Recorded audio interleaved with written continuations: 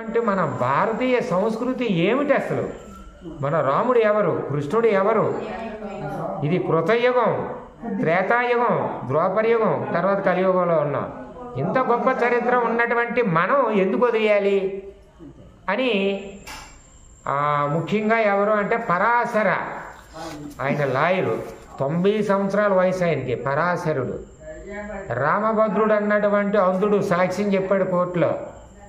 ఆయన సమస్తమైనటువంటి యజుర్వేదం, ఋగ్వేదం, సామవేదం, అధర్వణ వేదం, సమస్త వేదాలు అవకాశం చేశాడు ఆయన అంధుడు. రామభద్రుడు పేరు కూడా తగ్గట్టుకుంది. ఆయన సాక్ష్యం చెప్పడం, ఈ పరాశరుడు వాదించం 90 సంవత్సరాల వయసులో.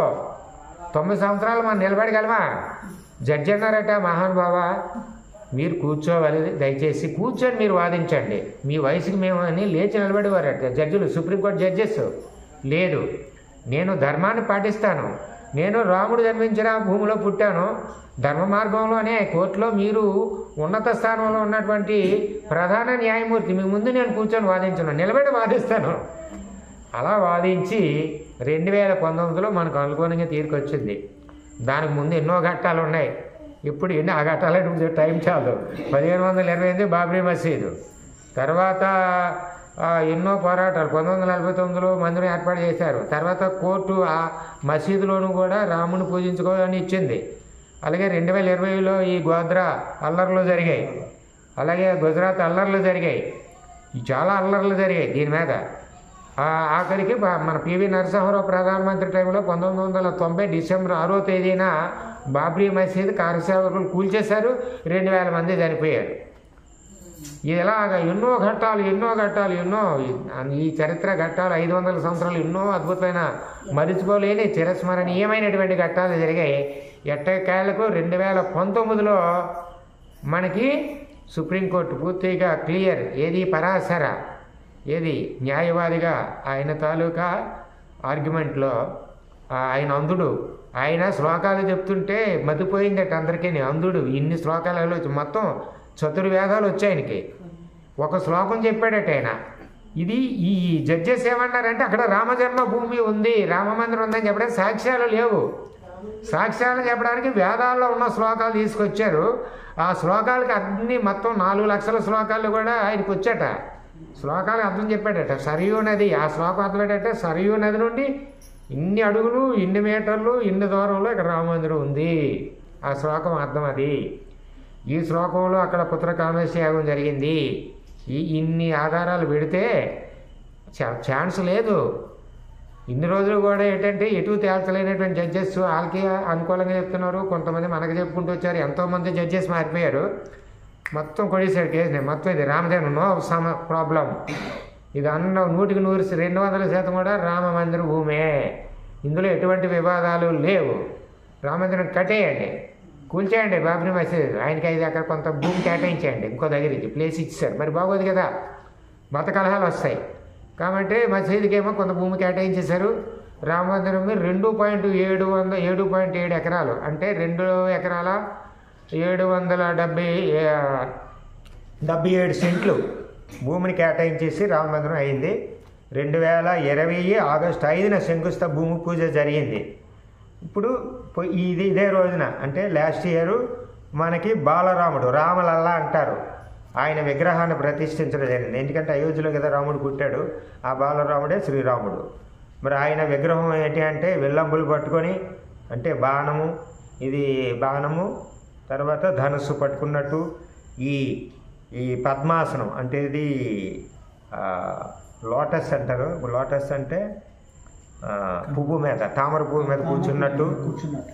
తర్వాత నల్లరాయి, దాన్ని కృష్ణ రంగు శిలతో చెక్కినటువంటి రాయి, 51 అంగుళాలు ఎత్తు, 150 కేజీల బరువు ఉన్నటువంటి ఆ జీవం ఉట్టుపడుతుంది. నిజంగా బాలుడే రాముడే అన్నట్టు ఉంటుంది. అటువంటి దాన్ని కర్ణాటక శిల్పి, మర్చిపోయాను ఆయన పేరు, ఆయన చెక్కాడు. ఎంతోమంది చెక్కితే అతనికి వచ్చింది ఆ ఛాన్స్. అతను ఒక అద్భుతాన్ని ప్రకటించాడు. ఆయన నేను చెక్కిన శిల్పం కాదు మార్చేశారంట, కానీ ఆయన చెప్పిన శిల్పం రూపు మారింది. అది మహిమ కింద చెప్పుకుంటారు. ఆయన చెక్కిందే, భగవంతుని శక్తి. ఆయన పేరు మర్చిపోయాను, కర్ణాటక శిల్పి చెక్కాడు అది, ఆయన పేరు మర్చిపోయాను. ఆయన చెప్పిన శిల్పం ఆయన దగ్గర ఉన్నప్పుడు ఒకలాగా ఉంది, ఇక్కడ ప్రతిష్ఠేసరికి మొత్తం మారిపోయింది. అంటే ఆ భగవంతుడి యొక్క తేజస్సు ప్రదీప్తమైంది అనమాట అందులో. మరి అలాంటిది ఏంటంటే 360 పొడవు ఆ రామమందిరం, 2 ఎకరాల 77 సెంటుల్లో 360 అడుగులు పొడవు, 285 అడుగులు వెడల్పు, 161 అడుగు ఎత్తు, 499 అడుగులు అది స్తంభాలు, 44 ద్వారాలు, ఇవన్నీ కూడా ప్రతిష్టలే. ప్రపంచంలో 3వ అతిపెద్ద నగరం అది మందిరం. ప్రపంచంలో అంకోర్లోనూ ఒకటి ఉంది, రెండోది ఎక్కడ ఉంది, మూడోది అనమాట, 3వ స్థానంలో ఉంది. అటువంటి రామ మందిరం అన్నీ మనం ఈరోజు ఇక్కడ మనం కూర్చుంటున్నాం. అంటే ఈరోజు మనం ఎందుకు ఈరోజు కార్యక్రమం చేసుకున్నారు అంటే మనం గతాన్ని మర్చిపోకుండా ఒకసారి మనం చేసుకొని మన యొక్క ఆధ్యాత్మిక భక్తిని చాటుకోవాలి ఈ విధంగా.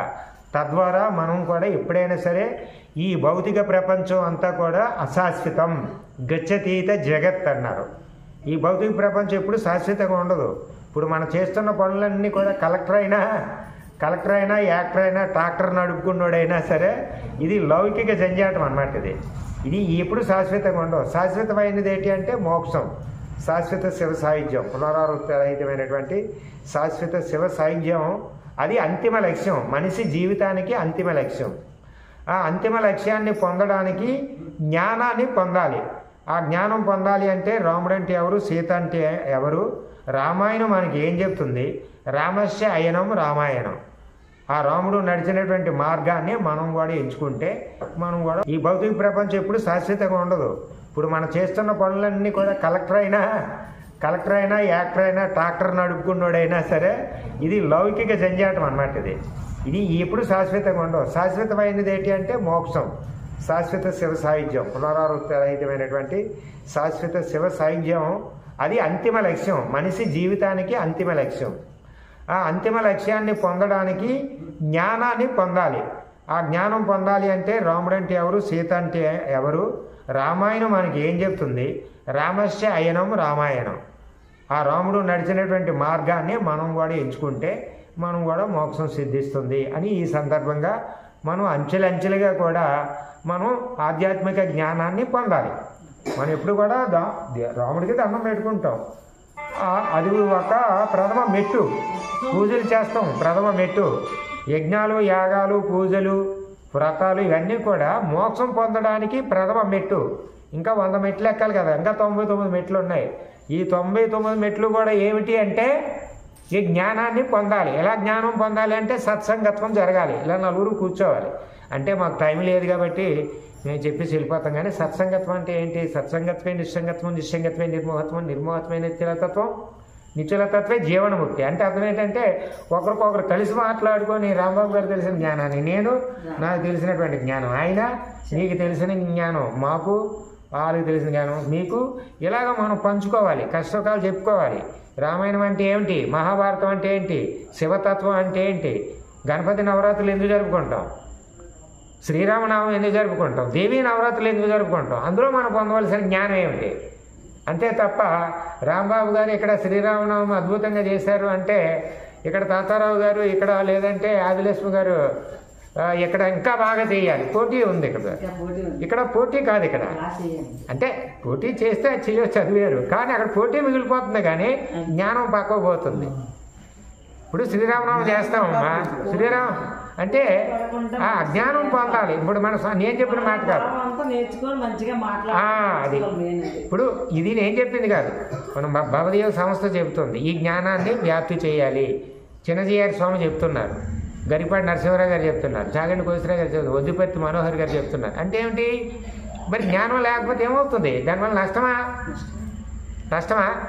ఆ జ్ఞానం, ఆధ్యాత్మిక జ్ఞానం లేకపోతే ఇప్పుడు సమాజం ఎలా తయారైపోయింది, ఒకరికొకరు దోచుకోవడం, ఒకరినొకరు మోసం చేయడం, అఘాయిత్యాలు, మానభంగాలు, హత్యలు జరుగుతున్నాయి. దీనికి అర్థం కారణం ఏమిటి, ఇవన్నీ కూడా పాపాన్ని పెడతాయి, పాపాన్ని తీసుకొస్తాయి.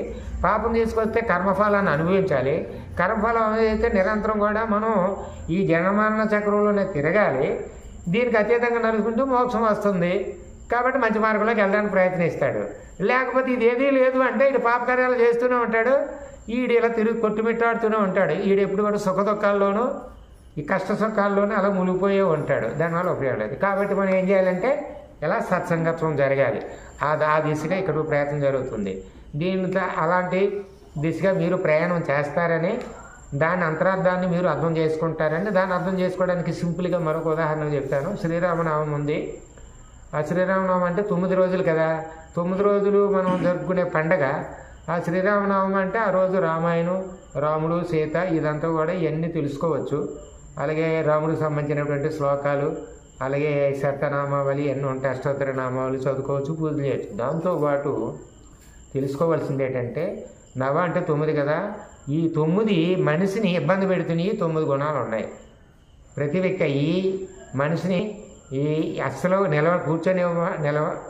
కూర్చోడానికి అవి ఇబ్బంది పెడతాయి, నిల్చోనివ్వు, నిరంతరం కూడా మనల్ని శాసిస్తూనే ఉంటాయి. అవి ఏమిటి? త్రిగుణాలు. ఈ విగ్రహ ప్రతిష్టలు ఏంటి, అసలు రాముడు ఎవరు ఏమిటి అంటే, ఇప్పుడు ఆ రాముడి గురించి మనం ఇప్పుడు తెలుసుకోవాలి. రాముడి గురించి తెలుసుకోవాలి అంటే అక్కడి నుంచి మనం ఇక్కడ రావాలి. రాముడు అంటే ఎవరు చెప్పండి? మత్స్యకూర్మ వరాహస్య, చెప్పండి అమ్మా. మత్స్యకూర్మ వరాహస్య, మత్స్యకూర్మ వరాహస్య నరసింహస్య వామనః, రామః రామో రామచ్చ, కృష్ణచ్చ కల్కిః. మత్స్యకూర్మ వరాహస్య, నేను మామూలు చెప్పు, మత్స్యకూర్మ వరాహస్య నరసింహస్య వామనః, రామః రామో రామచ్చ, కృష్ణచ్చ కల్కిః. 10 అవతారాలు వచ్చేసాయి. 10 అవతారాల్లో ఒక అవతారం రామావతారం. అసలు అవతారం అంటే ఏమిటి అంటే, భగవంతుడు అవతరించడం అంటే పైనుంచి కిందకి దిగి రావడం. పైనుంచి కిందకి ఎందుకు దిగి వస్తాడు భగవంతుడు అంటే, ఎందుకు దిగి వస్తాడు? ఇప్పుడు ఏ సందర్భంలో వస్తాడు? ధర్మం ఎప్పుడైతే గాడి తప్పిందో ఆ ధర్మాన్ని నిలబెట్టడానికి భగవంతుడు వస్తాడు. అది ప్రకృతి ధర్మం. భగవంతుడు అంటే మనకు కనిపించడు, కనిపించకుండానే ఆ ధర్మాన్ని నిలబెట్టడానికి భగవంతుడు వస్తాడు. ఇక్కడ దురాచారం జరుగుతుంది, అది ఆయన అబ్జెక్షన్ చేశారు అంటే భగవంతుడు ఆయన రూపంలో వచ్చి ఇది తప్పు ఖండిస్తారు. ఆ దురాచారం వల్ల ఈ నష్టం ఉంది. అది సంఘర్షణ జరుగుతూ ఉంటుంది. చెడుకు మనిషికి నిరంతరం సంఘర్షణ జరుగుతూనే ఉంటుంది. ఆ విధంగా మరి రాముడు ఏంటి జరిగిందంటే, ధర్మం ఎప్పుడు గాడి తప్పిందంటే, ఆ భూలోకంలో ఉన్నటువంటి ఈ మునులు, మహర్షులు, రాజు వీళ్ళందరూ యోగులను వీళ్ళందరూ కూడా ఇబ్బందులు పెడుతున్నారు. రాక్షసులు ఎన్నో ఇబ్బందులు పెడుతూ ఉన్నారు. వాళ్ళలో ఒకడు ప్రముఖుడు, దుర్మార్గుడు, అసలైన రాక్షసుడు ఎవరు? రావణాసురుడు. అందరూ రాక్షసులు చాలామంది ఉన్నారు. ఇప్పుడు మనలో కూడా చెడ్డవాళ్ళు ఉంటారు, మంచోళ్ళు ఉంటారు, చెడ్డోళ్ళు ఇంకా చెడ్డోళ్ళు ఉంటారు. రాక్షసులు దుర్మార్గులు ఉన్నారు. అందులో పరమ దుర్మార్గుడు ఎవరు అంటే రావణాసురుడు అనమాట. నిజానికి అది జ్ఞానే, కానీ దుర్మార్గుడు.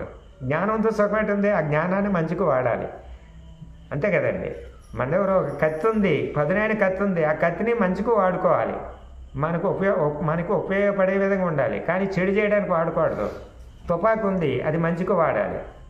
ఎవడు శత్రువుని భయపెట్టడానికి వాడు, సైనికుడి దగ్గర తుపాకి ఉండాలి, కానీ మన దగ్గర తుపాకి ఉందని మన పక్కన భయపెట్టడం, అడవిలో ఉన్న జంతువులు చంపకూడదు కదా. కాబట్టి అప్పుడేమైంది, రాముడు దగ్గరికి ఈ బ్రహ్మాది దేవతలందరూ కూడా వెళ్ళి ప్రార్థించారనమాట. ఇక్కడ ఆ రావణాసురుడు, రాక్షసులు చాలా ఇబ్బంది పెడుతున్నారు అంటే, ఆ రావణాసుడికి ఎవరి చేతిలోనూ ప్రాణం లేదు అంటే, అప్పుడు ఒక నరుడి చేతిలోనూ తప్ప ఎవరి చేతిలోనైనా సరే నాకు చావు లేకుండా కోరుకుంటాడనమాట. ఎందుకు నరుడు అంటే, నరుడు ఒక తుచ్చ మానవుడి కింద తీసుకున్నాడు, అలాంటి మానవ జన్మ ఎత్తాడనమాట. అది అవతారం అంటే. అది ఎందుకు వచ్చాడు అంటే ధర్మాన్ని నిలబెట్టడం. దీన్నే భగవద్గీతలో యదా యదా హి ధర్మస్య గ్లానిర్భవత భారత అభ్యుత్థానమధర్మస్య తదాత్మానం సృజామ్యహం అన్నారు. అంటే ఎక్కడైతే ధర్మముకి గాడి తప్పిందో, గ్లాని ఏర్పడిందో, అప్పుడు నేను అవతారమూర్తిని జన్మించి ఆ దుష్ట శిక్షణ శిష్ట రక్షణ అంటే మంచి వాళ్ళని రక్షిస్తాను, దుర్మార్గుల్ని శిక్షిస్తాను అని చెప్పాడు. ఆ విధంగా రాముడు అవతరించాడన్నమాట. అటువంటి ఈ దశాపదవతారాల్లో రామావతారం పరిపూర్ణ అవతారంగా చెప్పబడుతుంది. మరి అటువంటి రాముడు ఏం చేశాడు అంటే ఈ మొత్తం జగత్తుకి ఆదర్శంగా నిలబడ్డాడు ఆయన. మా రాముడంటే ఎంత అంటే మహానుభావుడు అనమాట. ఆయన ఆజానుబాహుడు, మహానుభావుడు, సద్గుణాభిరాముడు, సకల గుణాభిరాముడు, షోడశ గుణాభిరాముడు. అంటే ఆయనకి లేని అన్ని మంచి గుణాలే కానీ ఎక్కడ కూడా ఏ నెత్తి చూడడానికి కూడా లేదు. మరి అటువంటి రాముడిని ఆదర్శంగా తీసుకొని మన దేశం తరతరాలుగా వస్తుంది. ఎంతో కాలం నుండి రాముడు అంటే అంత గొప్ప వ్యక్తి. ఆయన ఏమని వర్ణిస్తాం మనం ఆయనకి. ఆ సీత కూడా అంతే, మహాపతివ్రత. రాముడు అడుగుజాడల్లో నడిచింది. రాముడు ఆంజనేయ స్వామి అంతే, ఆయన ప్రభువుగా భావించి స్వామిగా భావించి నిరంతరం కూడా సేవలో ఉన్నాడు. మొత్తం అంతా ఈ జగత్తుకి, దేవతలకి, భూలోకంలో ఉన్న ప్రజలకి ఆదర్శంగా ఉన్నటువంటి రాముడు. అటువంటి రామ మందిరం ఈ మన దేశంలోనే కాదు, మొత్తం యావత్ ప్రపంచం అంతా పాకింది రామరాజ్యం. ఈరోజు పరిశోధనలో చాలా తేలాయి. ముఖ్యంగా ఈ కంబోడియాలోను, ఇండోనేషియాలోను, లావోస్, ఇది చైనా ఇటువైపు ఉంటాయి, ఈజిప్టు, జపాను అటువైపు అంతా కూడా ప్రపంచం అంతా ఉన్నట్టు రామ రాజ్యం ఉన్నట్టు ఆధారాలు దొరుకుతున్నాయి. ఒక ఆయన 40 సంవత్సరాలు పరిశోధన చేశాడు, అని పేరు మర్చిపోయాను. అటువంటి మహానుభావుడు, ధర్మాత్ముడు, సాక్షాత్తు శ్రీమన్నారాయణ అంశతో ఏర్పడినటువంటి అవతారం శ్రీరామచంద్రుడికి ఒక అయోధ్య అన్నటువంటి ఒక పట్టణం, అక్కడ అయోధ్య రామ మందిరాన్ని చారిత్రాత్మకంగా మందిరం ఉండేదన్నమాట. అది ఎంత మందిరం, అయోధ్య అంతే ఎంత అంటే అది ప్రపంచవ్యాప్తంగా ఎంతో పేరు ప్రసిద్ధి చెందినటువంటి ఆలయం. అది మనకి ఎంతో ఆదర్శనీయం. అయోధ్య. అయోధ్య అంటే ఏమిటి? జయింపడానికి వీలు కానిది. ప్రతిదానికి అర్థం ఉంటుంది. అవతారం అంటే పైన దిగి రావడం. అయోధ్య అంటే అన్కాంకరబుల్, జయించడానికి వీలు కానిది. ఎవరు జయించలేరు అనమాట. అంత గొప్పదనమాట అయోధ్య నగరం అంటే. దశరథుడు పాలించినటువంటిది. అది రఘువంశం చాలామంది పాలించారు. ఆ రఘువంశంలో అవతారమూర్తిగా జన్మించాడు రాముడు. మరి అంత గొప్ప సంస్కృతికి మనకి ఏం జరిగిందంటే కాలక్రమంలో మళ్ళీ రాక్షసులు పుట్టుకొచ్చారు. అప్పుడు రాక్షసులు రాముడు అంతమందించాడు, రావణాసుడు. మళ్ళీ రాక్షసులు పుట్టుకొచ్చారు. ఎవరా రాక్షసులు అంటే బ్రిటిష్ వాళ్ళు, హాలండ్ దేశం. రామ రామ రామేతి రమే రామే మనోరమే సహస్రనామ తత్తుల్యం రామనామ వరాననే. మనం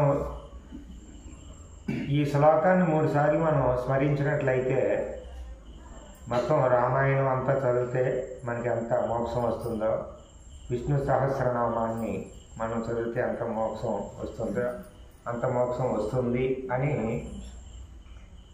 పార్వతీకి పరమేశ్వరుడు చెప్పాడనమాట.